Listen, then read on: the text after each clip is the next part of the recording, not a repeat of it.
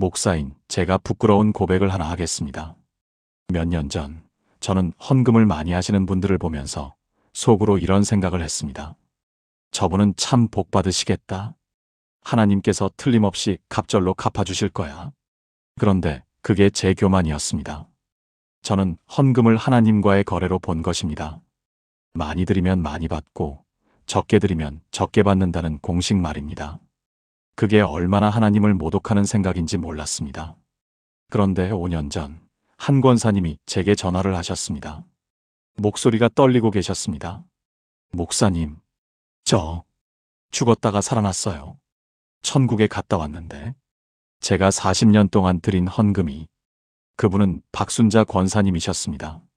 당시 68세, 서울 강남에서 작은 식당을 운영하시던 분입니다. 40년간 충성된 권사님이셨습니다. 11조는 물론이고 감사 헌금도 매년 수천만 원씩 드리셨던 분입니다.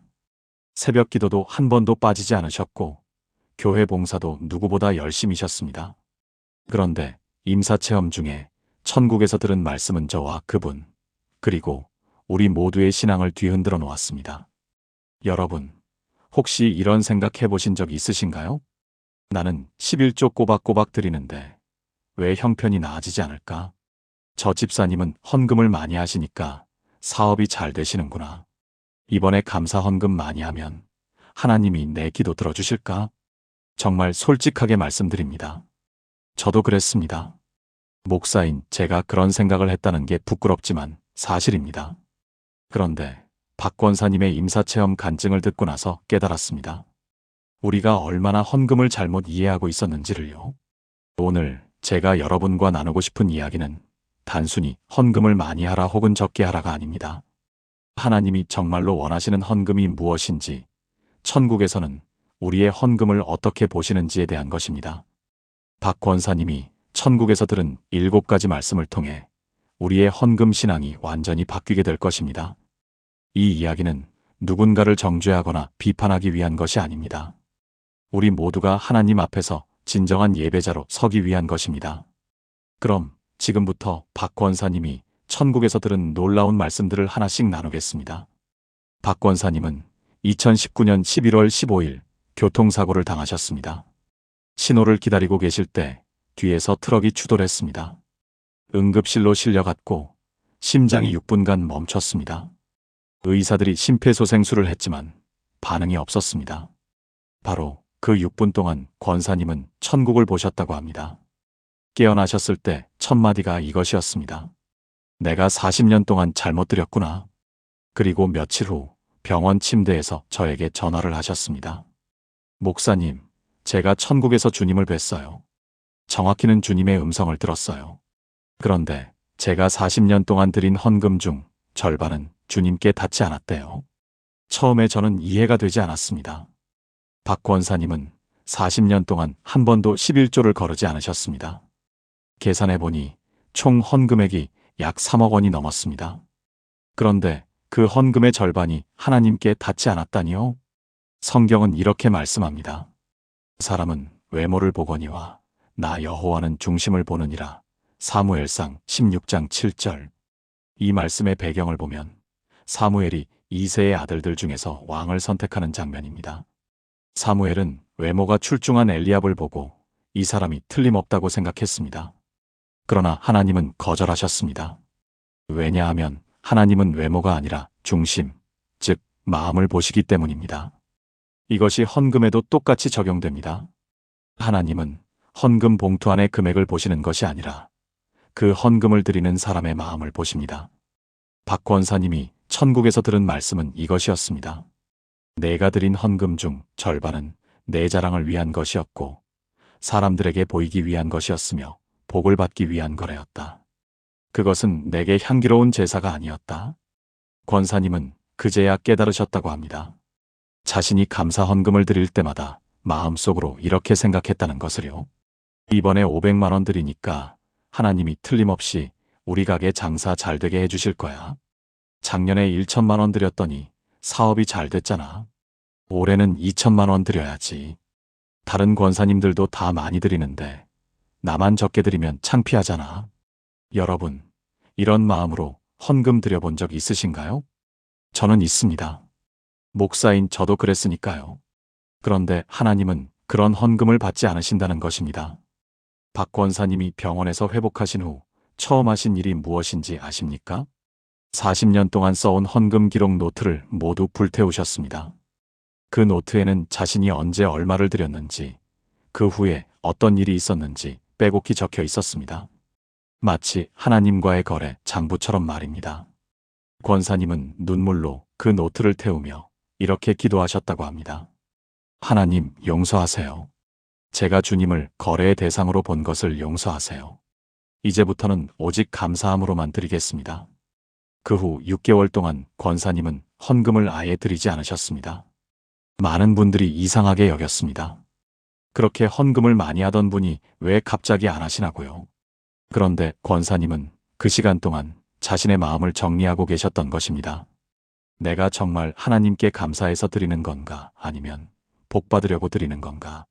내가 정말 하나님을 사랑해서 드리는 건가, 아니면 사람들에게 인정받으려고 드리는 건가? 그리고 6개월 후 권사님은 다시 헌금을 시작하셨습니다. 하지만 이전과는 완전히 달랐습니다. 금액은 오히려 줄었습니다.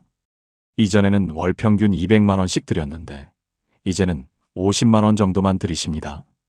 그런데 권사님의 표정은 이전보다 훨씬 평안해 보였습니다. 목사님, 이제는 정말 감사해서 드려요. 복 받으려고 드리는 게 아니에요. 그냥 하나님이 너무 감사해서요. 사랑하는 여러분, 지금 저와 함께 이렇게 기도해 보시겠습니까? 하나님 아버지, 오늘 제 마음을 살펴주세요. 제가 드린 헌금 중에 얼마나 많은 것이 거래의 마음이었는지 고백합니다. 복 받으려는 마음, 인정받으려는 마음, 자랑하려는 마음을 용서하소서. 이제부터는 오직 감사함으로, 오직 사랑함으로 드리는 예배자가 되게 하소서. 주님이 제 중심을 보고 계심을 믿습니다. 예수님의 이름으로 기도합니다. 아멘. 이 기도를 매일 헌금 드리기 전에 고백해 보세요. 여러분의 헌금이 하늘의 향기로 올라가는 것을 경험하게 되실 것입니다. 박 권사님이 천국에서 들은 두 번째 말씀은 더 놀라웠습니다. 내가 40년 동안 드린 헌금 중에서 가장 아름다운 헌금은 내가 기억조차 하지 못하는 헌금이었다. 권사님은 깨어나서 그게 무슨 헌금인지 생각해 보셨습니다. 2억 원짜리 감사 헌금? 아니었습니다. 매달 빠지지 않고 드린 11조? 그것도 아니었습니다. 권사님이 한참을 생각하다가 기억해낸 것이 있었습니다. 1987년 어느 겨울날이었습니다. 당시 권사님은 30대 후반, 남편과 함께 작은 분식집을 막 시작하신 때였습니다. 그날은 장사가 정말 안 되는 날이었습니다. 하루 종일 손님이 5명밖에 안 왔고 매출은 겨우 3만 원이었습니다. 그런데 저녁 7시쯤 한 할머니가 가게 앞을 지나가시다가 쓰러지셨습니다. 권사님이 달려나가 부축해드렸더니 할머니는 며칠을 굶으셨다고 했습니다. 권사님은 할머니를 가게 안으로 모시고 들어와 따뜻한 칼국수를 끓여드렸습니다. 그리고 당일 매출 3만 원 중에서 1만 원을 할머니 손에 쥐어드렸습니다. 할머니는 눈물을 흘리며 감사하다고 하셨습니다. 권사님은 그날 일을 까맣게 잊고 계셨습니다. 37년 전 일이니까요. 그런데 천국에서 주님이 말씀하셨다는 것입니다. 바로 그 헌금이 내게 가장 아름다운 향기였다. 내가 기억하지도 못할 만큼 자연스럽게 계산 없이 드린 그 헌금 말이다. 성경은 이렇게 말씀합니다. 오른손이 하는 것을 왼손이 모르게 하여 내 구제를 은밀하게 하라. 은밀한 중에 보시는 내 아버지께서 갚으시리라. 마태복음 6장 3절에서 4절. 이 말씀은 예수님께서 산상수훈에서 하신 말씀입니다. 당시 바리새인들은 구제할 때 나팔을 불며 사람들에게 알렸습니다. 봐라, 내가 이렇게 많이 구제한다.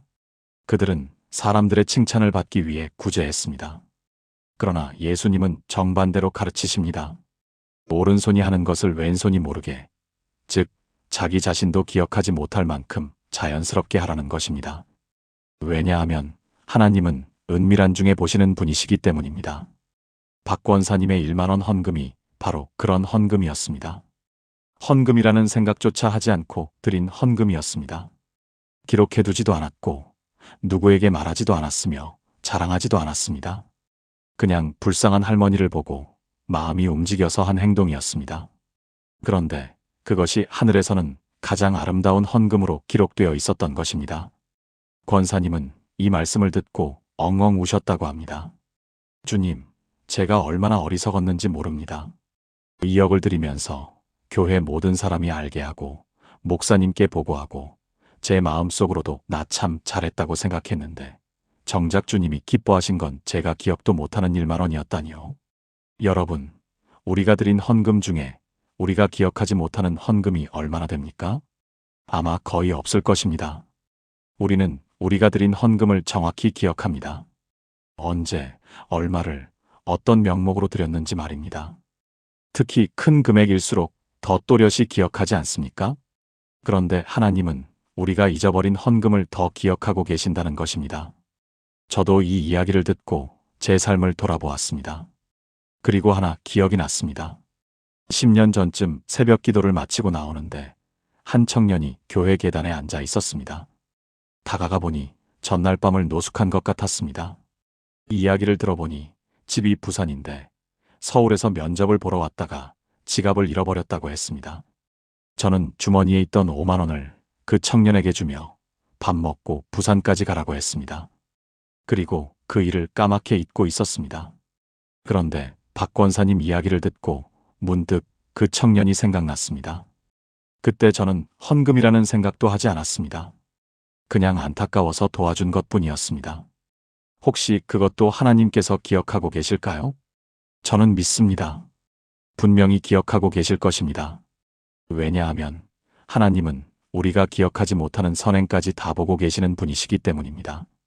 권사님은 그 후로 헌금에 대한 생각이 완전히 바뀌셨다고 합니다. 이제는 큰 금액을 드릴 때보다 작은 금액을 드릴 때 더 조심하신답니다. 왜냐하면 작은 금액일수록 진짜 마음이 드러나기 때문입니다. 길에서 구걸하는 분을 볼 때, 교회 구제 헌금을 할 때, 선교사님께 후원금을 보낼 때, 그럴 때 내가 지금 왜 이걸 드리지? 라고 자신에게 물어본다고 합니다. 하나님께 향기로 올라가는 헌금이 되기를 원하기 때문입니다. 사랑하는 여러분, 지금 저와 함께 이렇게 기도해 보시겠습니까? 사랑의 하나님 아버지, 제가 드린 헌금을 제가 기억하고 있음을 고백합니다. 크게 드렸을 때 뿌듯해하고 적게 드렸을 때 부끄러워했습니다. 하지만 주님은 제가 잊어버린 작은 선행들을 기억하고 계심을 믿습니다. 이제부터는 기억하려 하지 않는 헌금, 자연스러운 사랑의 헌금을 드리게 하소서. 오른손이 하는 것을 왼손이 모르게 은밀히 선을 행하게 하소서. 주님께서 은밀한 중에 보시고 갚아주심을 믿습니다. 예수님의 이름으로 기도합니다. 아멘. 오늘 하루 누군가에게 작은 선을 베풀어 보세요. 그리고 그것을 기억하려 하지 마세요. 하나님께서 기억하실 것입니다. 이 말씀은 정말 이해하기 어려운 말씀이었습니다. 드리지 않은 헌금이 더 크게 기록되었다니요? 박 권사님도 처음에는 무슨 뜻인지 이해하지 못하셨다고 합니다. 그런데 천국에서 주님이 보여주신 장면이 있었답니다. 2005년 어느 주일이었습니다. 권사님은 그날 감사 헌금으로 500만 원을 준비하셨습니다. 사업이 잘 되어서 감사한 마음에 드리려고 했던 것입니다. 그런데 주일 아침 출근 준비를 하는데 남편이 갑자기 쓰러졌습니다. 급히 병원에 가보니 뇌출혈이었습니다. 수술비가 800만 원이 필요했습니다. 권사님은 그 순간 고민에 빠졌습니다. 감사 헌금 500만 원을 드리고 나머지 돈으로 수술비를 마련할까? 아니면 헌금을 취소하고 수술비에 다 쓸까? 권사님은 기도했습니다. 하나님, 제가 감사 헌금을 드리려고 했는데 이런 일이 생겼습니다. 어떻게 해야 할까요? 그리고 결정을 내렸습니다. 헌금을 포기하고 남편 수술비에 다 쓰기로요. 하나님, 죄송합니다. 이번에는 헌금을 못 드리겠습니다. 남편을 살려야 할 것 같습니다. 권사님은 그날 헌금을 드리지 못했습니다. 그리고 그 일을 늘 마음의 빚으로 생각하고 계셨습니다. 그때 하나님께 약속한 헌금을 못 드렸는데, 그런데 천국에서 주님이 말씀하셨답니다. 바로 그날 내가 드리지 않은 500만 원이 오히려 더 크게 기록되었다. 내가 남편을 선택한 그 결정이 내게는 가장 아름다운 헌금이었다. 권사님은 깜짝 놀라셨습니다. 주님, 무슨 말씀이세요? 제가 헌금을 안 드렸는데요. 내가 그날 남편을 사랑으로 돌본 것, 그것이 바로 내게 드린 헌금이다. 내가 말하지 않았느냐. 지극히 작은 자 하나에게 한 것이 곧 내게 한 것이라고. 성경은 이렇게 말씀합니다. 내가 진실로 너희에게 이르노니 너희가 여기 내 형제 중에 지극히 작은 자 하나에게 한 것이 곧 내게 한 것이니라. 마태복음 25장 40절. 이 말씀은 예수님께서 양과 염소의 비유를 말씀하시면서 하신 말씀입니다. 의인들이 언제 주님을 섬겼냐고 물었을 때 예수님이 하신 대답입니다. 굶주린 자에게 먹을 것을 주고 목마른 자에게 마실 것을 주고 나그네를 영접하고 헐벗은 자에게 입을 것을 주고 병든 자를 돌보고 옥에 갇힌 자를 찾아간 것. 그것이 곧 주님께 한 것이라는 말씀입니다. 박 권사님이 남편을 돌본 것이 바로 그런 행동이었던 것입니다. 헌금 봉투에 넣어서 교회 헌금함에 드리지는 않았지만 남편이라는 지극히 작은 자에게 사랑을 베푼 것이 주님께는 헌금이었던 것입니다. 이 말씀을 듣고 권사님은 통곡하셨다고 합니다. 주님, 제가 15년 동안 그 일을 빚으로 생각하고 살았는데 주님은 그것을 헌금으로 받아주셨다니요. 여러분, 혹시 헌금을 못 드려서 마음이 무거우신 적 있으십니까? 형편이 어려워서, 갑작스런 일이 생겨서, 다른 급한 일에 돈을 써야 해서, 그래서 11조를 못 드렸거나 감사 헌금을 못 드린 적 말입니다. 그런 분들에게 이 말씀을 전하고 싶습니다. 하나님은 우리의 형편을 아십니다. 우리가 왜 헌금을 못 드렸는지 다 아십니다. 그리고 우리가 그 돈으로 가족을 돌보고 이웃을 도왔다면 그것 또한 하나님께 드린 헌금으로 받아주신다는 것입니다.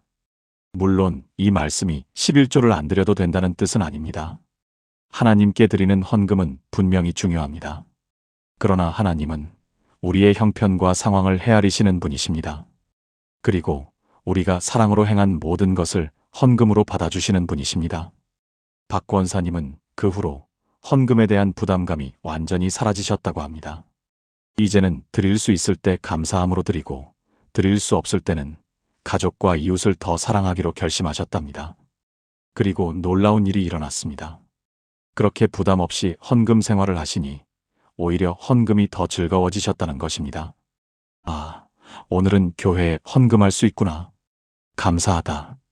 이번 달은 좀 어려우니 가족을 더 잘 돌봐야겠다. 그것도 하나님께 드리는 헌금이니까. 이런 마음으로 살아가시니 삶이 훨씬 자유로워지셨답니다. 저도 이 간증을 듣고 교인들에게 말씀드렸습니다. 헌금 때문에 너무 부담 갖지 마세요. 하나님은 여러분의 형편을 아십니다. 드릴 수 있을 때 감사함으로 드리고 어려울 때는 가족과 이웃을 사랑하세요. 그것도 하나님께 드리는 헌금입니다. 그랬더니 놀랍게도 교회 헌금이 오히려 늘었습니다. 왜냐하면 사람들이 부담감이 아니라 감사함으로 드리기 시작했기 때문입니다. 사랑하는 여러분, 지금 저와 함께 이렇게 기도해 보시겠습니까? 은혜로우신 하나님 아버지, 제가 헌금을 의무와 부담으로 생각한 것을 용서하소서. 때로는 드리지 못해서 죄책감에 시달렸던 저를 불쌍히 여겨주소서. 주님께서는 제 형편을 아시고 제 사정을 헤아리시며 제가 사랑으로 행한 모든 것을 헌금으로 받아주심을 믿습니다. 이제부터는 드릴 수 있을 때 감사함으로 드리고 어려울 때는 가족과 이웃을 더 사랑하겠습니다. 그 모든 것이 주님께 드리는 예배임을 믿습니다. 예수님의 이름으로 기도합니다. 아멘. 오늘 여러분의 가족을 더 사랑해 보세요. 그것이 하나님께 드리는 아름다운 헌금입니다. 박 권사님이 천국에서 들은 네 번째 말씀은 더욱 충격적이었습니다. 내가 억지로 드린 헌금은 내게 기쁨이 아니라 짐이었다. 권사님은 이 말씀을 듣고 깊은 충격에 빠졌습니다. 내가 억지로 헌금을 드린 적이 있었나? 그런데 곰곰이 생각해보니 있었습니다. 권사님은 40년 동안 교회의 모든 헌금에 빠지지 않으려고 애쓰셨습니다. 건축 헌금, 선교 헌금, 구제 헌금, 장학 헌금, 특별 헌금. 교회에서 헌금 봉투가 나오면 무조건 채워서 냈습니다. 왜냐하면 권사라는 직분 때문이었습니다. 권사가 헌금을 안 하면 창피하잖아. 다른 권사님들도 다 하는데 나만 안 하면 어떡해? 목사님이 실망하시면 어떡하지? 이런 생각으로 드린 헌금이 한두 번이 아니었습니다. 특히 2015년 교회 건축 헌금 때가 그랬습니다. 당시 교회에서 새 예배당을 짓기 위해 건축 헌금을 받았습니다. 목사님은 설교 시간마다 건축 헌금의 중요성을 강조하셨습니다. 성전을 짓는 일은 하나님의 일입니다. 모두가 동참해야 합니다. 권사님은 그 말씀을 들으며 부담감을 느꼈습니다. 당시 가게 사정이 좋지 않았기 때문입니다. 그런데 권사회에서 권사님들은 최소 1천만 원 이상이라는 이야기가 돌았습니다. 권사님은 고민에 빠졌습니다. 어떻게 1천만 원을 마련하지? 우리 형편에 그건 너무 큰 돈인데. 그런데 다른 권사님들이 하나둘씩 건축 헌금 서약서를 내는 것을 보니 조바심이 났습니다. 나만 안 하면 이상하게 보이겠지. 결국 권사님은 은행에서 대출을 받아 1천만 원을 건축 헌금으로 드렸습니다. 헌금을 드리면서도 마음이 무거웠습니다. 이 돈을 갚으려면 3년은 걸릴 텐데. 그런데 교회에서는 건축 헌금 명단을 발표하며 박수를 쳤습니다. 박순자 권사님 1천만 원. 권사님은 겉으로는 웃었지만 속으로는 눈물이 났다고 합니다. 주님, 제가 정말 기쁨으로 드린 건가요? 아니면 억지로 드린 건가요? 그리고 그 후 3년 동안 그 대출금을 갚느라 정말 힘들었습니다. 매달 이자와 원금을 갚느라 생활비가 빠듯했고 11조조차 제대로 못 드릴 때가 많았습니다. 성경은 이렇게 말씀합니다. 각각 그 마음에 정한 대로 할 것이요 인색함으로나 억지로 하지 말지니 하나님은 즐겨내는 자를 사랑하시느니라. 고린도후서 9장 7절. 이 말씀은 사도 바울이 고린도 교회의 구제 헌금에 대해 말씀하시면서 한 말씀입니다. 당시 예루살렘 교회가 기근으로 어려움을 겪고 있었고 바울은 여러 교회에 구제 헌금을 부탁했습니다. 그런데 바울은 강요하지 않았습니다. 오히려 각각 그 마음에 정한 대로 하라고 했습니다. 왜냐하면 하나님은 즐겨내는 자를 사랑하시기 때문입니다. 억지로 내는 헌금은 하나님께 기쁨이 되지 않습니다. 오히려 짐이 됩니다. 왜냐하면 그 헌금 때문에 드리는 사람이 고통받기 때문입니다. 박 권사님이 천국에서 들은 말씀은 이것이었습니다. 내가 대출받아서 억지로 드린 그 1천만 원 때문에 내가 3년 동안 고통받는 것을 내가 보았다. 그것은 내게 기쁨이 아니라 슬픔이었다. 나는 내가 기쁨으로 드리는 작은 헌금을 더 원한다. 권사님은 이 말씀을 듣고 얼마나 울었는지 모릅니다. 주님, 제가 주님을 기쁘시게 하려고 억지로 드렸는데 그것이 오히려 주님께 짐이 되었다니요. 그 후 권사님은 헌금에 대한 태도가 완전히 바뀌었습니다. 이제는 교회에서 어떤 헌금을 받아도 자신의 형편을 먼저 생각합니다. 지금 내가 이 헌금을 기쁨으로 드릴 수 있나? 이 헌금을 드리고 나서 생활에 무리가 가지 않나? 정말 하나님께 감사해서 드리는 건가? 아니면 사람들 눈치 때문인가? 이런 질문을 스스로에게 하고 기쁨으로 드릴 수 있을 때만 드립니다. 그리고 형편이 어려울 때는 솔직하게 목사님께 말씀드립니다. 목사님, 이번에는 제가 형편이 어려워서 헌금을 못 드리겠습니다. 놀랍게도 목사님은 오히려 그런 솔직함을 격려해 주셨습니다. 권사님, 그렇게 솔직하게 말씀해 주셔서 감사합니다. 무리해서 드리지 마세요. 하나님은 여러분의 형편을 아십니다. 여러분, 혹시 억지로 헌금 드린 적 있으십니까? 목사님 눈치가 보여서, 다른 성도들 눈치가 보여서, 직분 때문에 그렇게 드린 헌금이 하나님께는 기쁨이 아니라 짐이 될 수 있다는 것을 아셔야 합니다. 하나님은 우리가 고통받으면서 드리는 헌금을 원하지 않으십니다. 차라리 적게 드리더라도 기쁨으로 드리는 헌금을 더 기뻐하십니다. 저는 이 간증을 듣고 우리 교회의 헌금 문화를 바꾸었습니다. 이제는 헌금할 때 이렇게 말합니다. 사랑하는 성도 여러분, 오늘 헌금은 기쁨으로 드리시는 분만 드리세요. 형편이 어려우시거나 마음이 무거우신 분은 드리지 않으셔도 됩니다. 하나님은 즐겨내는 자를 사랑하십니다. 그랬더니 놀라운 일이 일어났습니다. 사람들이 오히려 더 기쁨으로 헌금하기 시작했습니다. 의무감이 아니라 감사함으로 드리니까요. 그리고 헌금액도 줄지 않았습니다. 오히려 늘었습니다. 왜냐하면 사람들이 진심으로 드리기 시작했기 때문입니다. 사랑하는 여러분, 지금 저와 함께 이렇게 기도해 보시겠습니까? 사랑이 많으신 하나님 아버지, 제가 때로는 억지로 헌금을 드렸음을 고백합니다. 눈치 때문에, 의무감 때문에, 자존심 때문에 무리해서 드렸습니다. 그것이 주님께 짐이 되었다는 것을 이제야 깨닫습니다. 용서하소서. 이제부터는 오직 기쁨으로만 드리겠습니다. 형편이 어려울 때는 솔직하게 고백하고 드릴 수 있을 때 감사함으로 드리겠습니다. 주님께서 즐겨내는 자를 사랑하심을 믿습니다. 예수님의 이름으로 기도합니다. 아멘. 오늘부터 헌금을 의무가 아닌 기쁨으로 바라보세요. 하나님께서 여러분의 즐거운 마음을 기뻐하실 것입니다. 박 권사님이 천국에서 들은 5번째 말씀은 우리 모두에게 경고가 되는 말씀입니다. 내가 다른 사람과 비교하며 드린 헌금은 너에게 독이 되었다. 권사님은 이 말씀의 의미를 곰곰이 생각해 보셨습니다. 그리고 깨달았습니다. 자신이 40년 동안 얼마나 많이 다른 사람과 비교하며 헌금을 드렸는지를요. 권사님은 매주 헌금 시간이 되면 옆 사람의 헌금 봉투를 슬쩍 쳐다보곤 했습니다. 저 권사님은 얼마나 드릴까? 저분은 감사 헌금을 또 하네. 나도 해야 하나? 특히 다른 권사님이 큰 헌금을 하면 질투심이 생겼습니다. 저 권사님이 1천만 원을 드렸다고? 나도 다음에는 그만큼 드려야지. 반대로 자신이 큰 헌금을 하면 우월감을 느꼈습니다. 이번에 내가 제일 많이 드렸을 거야. 다들 나를 부러워하겠지. 이런 마음으로 드린 헌금이 얼마나 많았는지 모릅니다. 특히 2017년 추수감사절 때가 그랬습니다. 당시 교회에서는 추수감사절 특별헌금 명단을 주보에 실었습니다. 헌금액이 많은 순서대로 이름이 나열되었습니다. 권사님은 그 명단을 보며 충격을 받았습니다. 자신의 이름이 5번째에 있었기 때문입니다. 아니, 내가 5번째라고? 1, 2, 3, 4번은 누구지? 명단을 보니 다른 권사님들이 자신보다 더 많이 드린 것이었습니다. 권사님은 그날 밤 잠을 못 이뤘습니다. 어떻게 내가 5번째일 수가 있어? 나는 40년 경력의 권사인데. 그리고 다음 주일에 만회하기로 결심했습니다. 특별한 이유도 없이 500만 원을 감사 헌금으로 드렸습니다. 그리고 속으로 생각했습니다.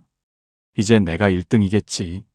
하지만 그 헌금을 드리고 나서도 마음이 전혀 기쁘지 않았습니다. 오히려 공허했습니다. 내가 왜 이러고 있지? 내가 지금 누구와 경쟁하고 있는 거지? 성경은 이렇게 말씀합니다. 사람을 차별하여 대하면 죄를 짓는 것이니 율법이 너희를 범법자로 정죄하리라. 야고보서 2장 9절. 이 말씀은 야고보서 2장에서 부자와 가난한 자를 차별하지 말라는 맥락에서 나온 말씀입니다. 야고보는 교회 안에서 부자에게는 좋은 자리를 주고 가난한 자에게는 나쁜 자리를 주는 것을 꾸짖었습니다. 왜냐하면 하나님께서는 사람을 차별하지 않으시기 때문입니다. 이것은 헌금에도 똑같이 적용됩니다. 하나님은 많이 드리는 사람과 적게 드리는 사람을 차별하지 않으십니다. 오히려 중요한 것은 그 사람의 마음입니다. 그런데 우리는 서로를 비교합니다. 저 사람은 나보다 많이 드네. 나보다 적게 드네. 이런 비교는 교만이나 열등감을 낳습니다. 그리고 그것은 우리 영혼의 독이 됩니다. 박 권사님이 천국에서 들은 말씀은 이것이었습니다. 내가 다른 사람과 비교하며 드린 헌금은 내 마음에 교만과 질투를 심었다. 그것은 내 영혼을 병들게 하는 독이었다. 나는 내가 오직 나만 바라보며 드리기를 원한다. 권사님은 이 말씀을 듣고 자신의 40년을 돌아보며 회개했습니다. 주님, 제가 얼마나 많은 시간을 다른 사람과 비교하며 살았는지 모릅니다. 헌금할 때마다 다른 사람을 의식했고 제 자존심을 지키려고 했습니다. 용서하소서. 그 후 권사님은 헌금에 대한 태도가 또 한 번 바뀌었습니다. 이제는 다른 사람의 헌금에 전혀 관심이 없습니다. 누가 얼마를 드리든 자신보다 많이 드리든 적게 드리든 상관없습니다. 오직 하나님만 바라보며 드립니다. 하나님, 제가 지금 이만큼 드릴 수 있어서 감사합니다. 그렇게 드리니까 마음이 정말 평안해졌습니다. 더 이상 누구와도 경쟁하지 않으니 자유로워졌습니다. 권사님은 이런 간증을 하셨습니다. 40년 동안 헌금하면서 이제야 진짜 헌금이 뭔지 알았어요. 헌금은 경쟁이 아니에요. 다른 사람과 비교하는 것도 아니에요. 오직 하나님과 나 사이의 예배예요. 여러분은 어떠십니까? 혹시 헌금할 때 다른 사람을 의식하시나요? 저 사람은 얼마나 드릴까? 나만 적게 드리면 창피한데. 저 사람보다는 많이 드려야지. 이런 생각이 드신 적 있으신가요? 그것은 하나님과의 순수한 관계를 방해하는 독입니다. 우리는 오직 하나님만 바라보며 드려야 합니다. 다른 사람이 뭐라고 하든 얼마를 드리든 상관없습니다. 중요한 것은 내가 하나님 앞에서 감사함으로 드리느냐입니다. 저도 이 간증을 듣고 우리 교회의 문화를 바꾸었습니다. 이제는 헌금 명단을 발표하지 않습니다. 누가 얼마를 드렸는지 공개하지 않습니다. 왜냐하면 그것이 비교를 낳고 비교는 교만과 질투를 낳기 때문입니다. 처음에는 몇몇 분들이 섭섭해 하셨습니다. 목사님, 큰 헌금하신 분들 이름을 발표해야 다른 분들도 본받지 않겠어요? 저는 이렇게 대답했습니다. 아닙니다. 헌금은 남에게 보이기 위한 것이 아니라 하나님께 드리는 것입니다. 우리는 서로를 비교하지 말고 각자 하나님 앞에서 감사함으로 드립시다. 그 후 교회 분위기가 많이 좋아졌습니다. 사람들이 더 이상 헌금으로 서로를 평가하지 않게 되었습니다. 그리고 모두가 자기 형편에 맞게 편안하게 드리게 되었습니다. 사랑하는 여러분, 지금 저와 함께 이렇게 기도해 보시겠습니까? 거룩하신 하나님 아버지, 제가 얼마나 많이 다른 사람과 비교하며 살았는지 고백합니다. 헌금할 때도 다른 사람을 의식하고 제 자존심을 지키려 했습니다. 그것이 제 영혼의 독이 되었음을 깨닫습니다. 용서하소서. 이제부터는 오직 주님만 바라보며 드리겠습니다. 다른 사람이 뭐라 하든 얼마를 드리든 상관하지 않겠습니다. 주님과 저 사이의 순수한 예배를 회복하게 하소서. 예수님의 이름으로 기도합니다. 아멘. 오늘부터 다른 사람의 헌금에 관심을 끄세요. 오직 하나님만 바라보며 드리세요. 그것이 진정한 자유입니다. 박 권사님이 천국에서 들은 6번째 말씀은 마음을 아프게 하는 말씀이었습니다. 내가 사람들에게 자랑하며 드린 헌금은 이미 땅에서 상을 받았다. 하늘에는 아무것도 쌓이지 않았다. 권사님은 이 말씀을 듣고 자신의 과거를 돌이켜보았습니다. 그리고 부끄러워졌습니다. 자신이 얼마나 많이 헌금을 자랑했는지 깨달았기 때문입니다. 권사님은 큰 헌금을 할 때마다 주변 사람들에게 말했습니다. 나 이번에 감사 헌금 1천만 원 했어. 우리 가게가 잘 되니까 헌금도 많이 할 수 있어서 좋아. 작년에 교회 건축 헌금 2천만 원 했는데 하나님이 갑절로 갚아주셨어. 권사님은 이런 말을 하면서 스스로 자랑스러웠습니다. 나는 하나님께 충성하는 사람이야. 다른 사람들도 나처럼 헌금을 많이 했으면 좋겠어. 그런데 사실은 자랑하고 싶었던 것입니다. 나 좀 봐. 나는 이렇게 헌금을 많이 하는 사람이야. 특히 권사회 모임에서 그랬습니다. 다른 권사님들과 이야기를 나누다가 자연스럽게 헌금 이야기가 나오면 권사님은 자신의 헌금 액수를 은근히 흘렸습니다. 저는 이번에 특별 헌금으로 500만 원 드렸어요. 그러면 다른 권사님들이 놀라며 칭찬했습니다.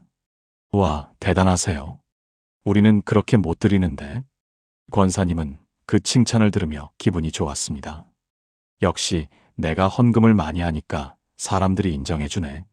하지만 그것이 바로 문제였습니다. 성경은 이렇게 말씀합니다. 그러므로 구제할 때에 외식하는 자가 사람에게서 영광을 받으려고 회당과 거리에서 하는 것 같이 너희 앞에 나팔을 불지 말라. 진실로 너희에게 이르노니 그들은 자기 상을 이미 받았느니라. 마태복음 6장 2절. 이 말씀은 예수님께서 산상수훈에서 하신 말씀입니다. 당시 바리새인들은 구제할 때 일부러 사람들이 많은 곳에서 했습니다. 그리고 나팔을 불어 사람들의 주목을 받았습니다. 왜냐하면 사람들에게 칭찬받고 싶었기 때문입니다. 예수님은 그들에게 말씀하셨습니다. 그들은 자기 상을 이미 받았느니라. 무슨 뜻일까요? 그들이 원했던 것은 사람들의 칭찬이었습니다. 그리고 그 칭찬을 받았습니다. 그것으로 끝입니다. 하늘에는 아무것도 쌓이지 않았습니다. 왜냐하면 이미 땅에서 상을 받았기 때문입니다. 박 권사님의 헌금도 그랬습니다. 큰 헌금을 할 때마다 사람들에게 자랑했고 칭찬을 받았습니다. 그것이 바로 권사님이 원했던 상이었습니다. 그리고 그 상을 이미 받았습니다. 하늘에는 아무것도 쌓이지 않았습니다.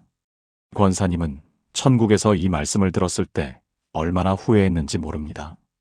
주님, 제가 40년 동안 드린 헌금 중에 하늘에 쌓인 것이 얼마나 됩니까? 주님은 대답하셨습니다. 내가 자랑하지 않고 조용히 드린 것만 쌓였다. 그것이 전체의 4분의 1도 되지 않는다. 권사님은 그 말씀에 충격을 받았습니다. 40년 동안 3억 원이 넘는 헌금을 드렸는데 하늘에 쌓인 것은 4분의 1도 안 된다니요. 나머지는 다 어디로 갔습니까? 땅에서 이미 상을 받았습니다. 사람들의 칭찬, 인정, 부러움의 눈빛, 그것이 권사님이 받은 상이었습니다. 권사님은 그 후로 완전히 달라졌습니다. 이제는 헌금을 아무에게도 말하지 않습니다. 가족에게도, 친구에게도, 교회 사람들에게도요. 심지어 남편에게도 자세히 말하지 않습니다. 여보, 오늘 헌금 좀 했어. 얼마? 그냥 좀. 권사님은 헌금 액수를 말하지 않습니다. 왜냐하면 말하는 순간 자랑이 되기 때문입니다. 그리고 자랑하는 순간 하늘에 쌓일 상이 사라지기 때문입니다. 권사님은 이런 간증을 하셨습니다. 예전에는 헌금을 많이 하면 사람들에게 알리고 싶었어요. 인정받고 싶었죠. 그런데 이제는 아무에게도 말하지 않아요. 오직 하나님만 아시면 되니까요. 그렇게 하니까 마음이 훨씬 편해요. 더 이상 사람들의 반응을 신경 쓰지 않아도 되니까요. 여러분은 어떠십니까? 혹시 헌금하고 나서 누군가에게 말한 적 있으신가요? 나 이번에 헌금 얼마 했어. 우리 교회 건축 헌금에 큰돈 냈어. 이런 말을 하신 적 있으신가요? 그 순간 여러분의 상은 이미 땅에서 받은 것입니다. 사람들의 와, 대단하네요 라는 말이 바로 그 상입니다. 하늘에는 아무것도 쌓이지 않습니다. 우리가 정말로 하늘의 상을 쌓으려면 은밀하게 해야 합니다. 아무에게도 말하지 말고 오직 하나님만 아시게 해야 합니다. 그래야 은밀한 중에 보시는 하나님께서 갚아주십니다. 저도 이 간증을 듣고 제 자신을 돌아보았습니다. 저도 때때로 헌금이나 구제를 자랑한 적이 있었습니다. 제가 이번에 선교사님께 후원금을 보냈습니다. 저희 교회가 이번에 구제비로 큰 돈을 썼습니다. 이런 말을 하면서 속으로 뿌듯해했습니다. 그런데 그것이 바로 문제였습니다. 이미 땅에서 상을 받은 것입니다. 그 후로 저는 개인적인 구제나 헌금을 아무에게도 말하지 않습니다. 설교 시간에도 예화로 쓰지 않습니다. 왜냐하면 말하는 순간 그 선행의 가치가 사라지기 때문입니다. 사랑하는 여러분, 지금 저와 함께 이렇게 기도해 보시겠습니까? 은밀한 중에 보시는 하나님 아버지, 제가 얼마나 많이 제 선행을 자랑했는지 고백합니다. 헌금하고 나서 사람들에게 말하고 칭찬받고 싶어 했습니다. 그것이 이미 땅에서 상을 받은 것임을 깨닫습니다. 용서하소서. 이제부터는 오른손이 하는 것을 왼손이 모르게 하겠습니다. 은밀하게 선을 행하고 아무에게도 말하지 않겠습니다. 오직 주님만 아시면 됩니다. 은밀한 중에 보시는 주님께서 갚아주실 것을 믿습니다. 예수님의 이름으로 기도합니다. 아멘. 오늘부터 여러분의 선행을 비밀로 하세요. 하나님께서 은밀한 중에 보시고 갚아주실 것입니다. 박 권사님이 천국에서 들은 마지막 7번째 말씀은 모든 것을 정리하는 말씀이었습니다. 내가 너에게 원하는 헌금은 돈이 아니라 내 삶 전체다. 권사님은 이 말씀을 듣고 완전히 새로운 깨달음을 얻었습니다. 하나님이 원하시는 것은 우리의 돈이 아니라 우리의 삶 전체라는 것을요. 권사님은 40년 동안 헌금을 많이 하면 하나님이 기뻐하실 거라고 생각했습니다. 그래서 열심히 돈을 벌었고 열심히 헌금했습니다. 그런데 정작 자신의 삶은 어땠습니까? 새벽 기도는 열심히 갔지만 집에 와서는 남편에게 소리를 질렀습니다. 교회 봉사는 열심히 했지만 직원들에게는 박하게 대했습니다. 11조는 꼬박꼬박 냈지만 가난한 이웃을 도울 때는 인색했습니다. 권사님은 자신의 삶이 얼마나 모순적이었는지 깨달았습니다. 한쪽으로는 하나님께 헌금을 드리면서 다른 쪽으로는 하나님의 뜻과 반대로 살았던 것입니다. 성경은 이렇게 말씀합니다. 그러므로 형제들아, 내가 하나님의 모든 자비하심으로 너희를 권하노니 너희 몸을 하나님이 기뻐하시는 거룩한 산 제물로 드리라. 이는 너희가 드릴 영적 예배니라. 로마서 12장 1절. 이 말씀은 사도 바울이 로마서에서 한 말씀입니다. 바울은 로마서 1장부터 11장까지 하나님의 은혜와 구원에 대해 길게 설명했습니다. 그리고 12장에서 결론을 내립니다. 그러므로 하나님의 은혜를 받았으니 이제 어떻게 살아야 하는가? 너희 몸을 하나님이 기뻐하시는 거룩한 산 제물로 드리라. 여기서 중요한 단어가 몸입니다. 헌금이 아니라 몸입니다. 우리의 삶 전체를 드리라는 것입니다. 이것이 영적 예배입니다. 박 권사님이 천국에서 깨달은 것이 바로 이것입니다. 하나님이 원하시는 것은 헌금 봉투 안에 돈이 아니라 우리의 삶 전체라는 것입니다. 우리가 어떻게 돈을 벌고, 어떻게 사람을 대하고, 어떻게 시간을 쓰고, 어떻게 말하고 행동하는지, 그 모든 것이 하나님께 드리는 헌금입니다. 권사님은 병원에서 회복된 후 삶의 방식을 완전히 바꾸셨습니다. 첫째, 가족을 대하는 태도가 달라졌습니다. 예전에는 남편에게 잘못을 지적하고 비판하는 일이 많았습니다. 당신은 왜 그것도 못해? 다른 집 남편들은 다 하는데 왜 당신만 못해? 이런 말을 자주 했습니다. 그런데 이제는 남편을 존중하고 격려합니다. 여보, 고마워요. 당신 덕분에 우리 가정이 행복해요. 남편은 처음에 어리둥절해했습니다. 당신 어디 아파? 왜 갑자기 그래? 하지만 시간이 지나면서 부부관계가 정말 좋아졌습니다. 둘째, 직원들을 대하는 태도가 달라졌습니다. 예전에는 직원들에게 엄격했습니다. 실수하면 바로 지적했고 칭찬은 거의 하지 않았습니다. 돈 받고 일하는 건데 당연한 거 아니야? 이런 생각이었습니다. 그런데 이제는 직원들을 가족처럼 대합니다. 실수해도 이해하고 잘하면 칭찬합니다. 오늘 수고 많았어요. 덕분에 가게가 잘 돌아가요. 직원들도 변했습니다. 예전보다 훨씬 열심히 일하고 가게 분위기도 좋아졌습니다. 셋째, 이웃을 대하는 태도가 달라졌습니다. 예전에는 가난한 이웃을 볼 때 저 사람은 게을러서 저렇게 된 거야 라고 생각했습니다. 그래서 도와주는 것도 인색했습니다. 그런데 이제는 그들을 예수님처럼 대합니다. 지극히 작은 자 하나에게 한 것이 곧 내게 한 것이니라. 이 말씀을 기억하며 그들을 섬깁니다. 가게 앞에서 구걸하는 할머니에게 따뜻한 밥을 드리고 노숙자에게 옷을 나눠줍니다. 그것이 바로 하나님께 드리는 헌금이라고 생각하기 때문입니다. 넷째, 시간을 사용하는 방식이 달라졌습니다. 예전에는 돈 버는 일에만 집중했습니다. 가게 문을 일찍 열고 늦게 닫았습니다. 쉬는 날도 아까워했습니다. 돈을 많이 벌어야 헌금도 많이 하지. 그런데 이제는 시간의 우선순위가 바뀌었습니다. 가족과 함께 보내는 시간, 이웃을 섬기는 시간, 기도하는 시간. 이런 시간들이 더 중요해졌습니다. 왜냐하면 그것이 하나님께 드리는 진정한 헌금이기 때문입니다. 권사님의 삶이 이렇게 바뀌자 놀라운 일이 일어났습니다. 교회 사람들이 권사님을 보며 변화를 느꼈습니다. 권사님, 요즘 표정이 정말 밝으세요. 무슨 좋은 일 있으세요? 권사님, 예전보다 훨씬 부드러워지신 것 같아요.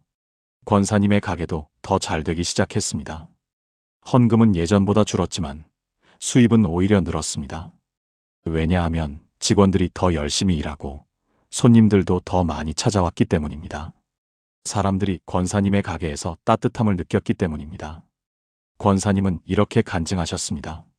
40년 동안 헌금을 많이 하려고 애쓰며 살았는데 정작 제 삶은 엉망이었어요.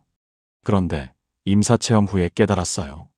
하나님이 원하시는 건 제 돈이 아니라 제 삶이었다는 것을요. 이제는 제 삶 전체를 하나님께 드리려고 노력해요. 그게 진짜 헌금이니까요. 여러분, 우리가 드리는 헌금은 무엇입니까? 단지 헌금 봉투 안에 돈입니까? 아닙니다. 우리의 삶 전체가 헌금입니다. 우리가 어떻게 돈을 쓰는지, 어떻게 시간을 쓰는지, 어떻게 사람을 대하는지, 어떻게 말하고 행동하는지, 그 모든 것이 하나님께 드리는 예배입니다. 우리가 주일에만 예배하는 것이 아니라 월요일부터 토요일까지 매일 예배하는 것입니다. 우리가 교회에서만 헌금하는 것이 아니라 집에서, 직장에서, 길거리에서 매 순간 헌금하는 것입니다.